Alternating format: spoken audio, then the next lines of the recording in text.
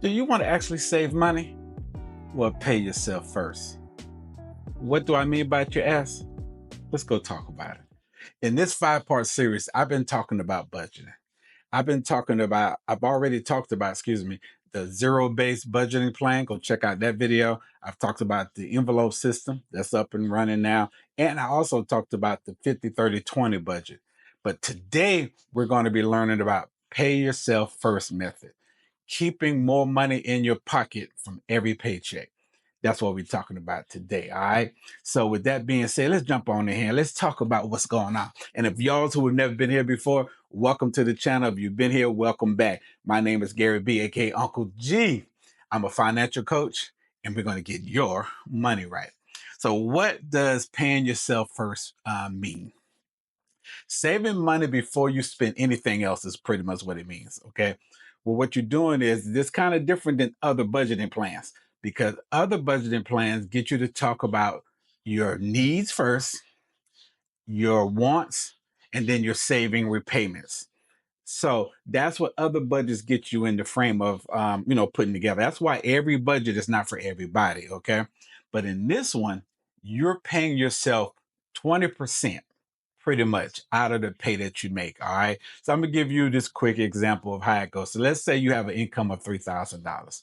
If you save 20%, which equals 600, and you immediately put that into a interest bearing account, it's going to make some money. For you don't even have to be interest bearing account. It can be a retirement fund. It can be an emergency fund, whatever you feel or deem that it needs to go into.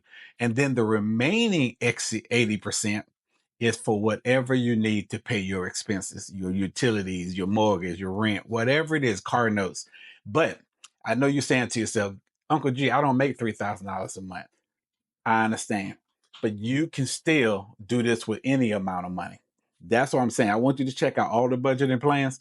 But if you think this one will work for you, try it out and see what happens. All right. So the reason why it's a powerful budget plan is because if you automate everything and send it to your savings, you ain't got to worry about seeing it. It automatically goes there. It helps you focus on, how should I say, it forces you to live, on less, in other words. So it's almost budgeting stuff for you with less stress because you don't have to think about it because it automatically goes, to where it needs to go. A lot of people say it builds long-term wealth. All right. Now, in my mind, until we can get your finances straight, the long-term wealth might not come as fast as you like. So let's work on those things first.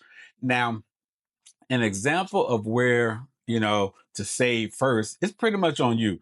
Like I said, you can put it into a high yield savings account. And what a high yield savings account is, it's one of those accounts that pay you a certain amount of interest, monthly or yearly. Okay. Now, if you don't know, the average bank account pays you 0.01% on your money that's sitting in a normal everyday savings account. Okay. You can also put it towards a Roth IRA or a 401k. Now, if you don't know what those are, talk to someone like myself or a financial planner, and then they can explain those things to you. Okay. Or one of the most important things you can put it towards is your emergency fund because you never know when you might need something. Now, here are some tips that can help you stick to what you're trying to do and build this. All right. Like I said earlier, if you automate your stuff to transfer right now that you ain't even got to think about it, that's the best way to do it. Because what is it? Out of sight, out of mind. Now, you need to treat your savings, pretty much like it's a bill. Don't negotiate with yourself. You see what I'm saying? If you don't negotiate with yourself and you just do it, that mind will start getting in that frame of mind of doing it every month or every paycheck or whatever. All right. Now, let's say, um, I always tell people to start small. Let's say 20% is too much out of the money that you're making. 'Cause remember, you might not be that 3,000 or more or whatever. So at least 10%. Come on now, at least 10%, and then try to increase it as things go on in your life. Okay. Now, if you do that, when you start thinking more intentional about your money, you'll find money in places that you didn't really know, you had, honestly.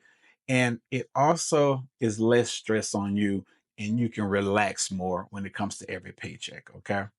Now, if you made it this far in this video, can you do me a favor? It don't cost you a thing. Can you subscribe if you haven't already? Can you comment? That's what gets me out in the algorithm and gets more people to see my videos. Just comment on it. Let's talk about it. And there's two things that I like.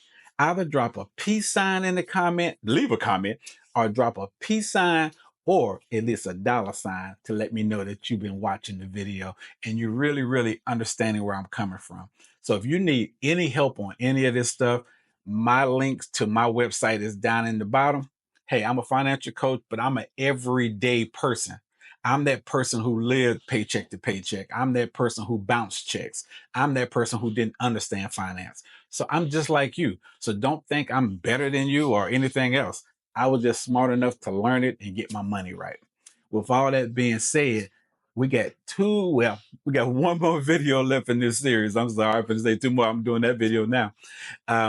Next week, we're going to be talking about the reverse budgeting system. And that's the last one of this 5-part series. Now, I'm not going to allude to what the reverse budget system is in this video, but hey, I want you to go check it out. All right. But I do want to say this right here.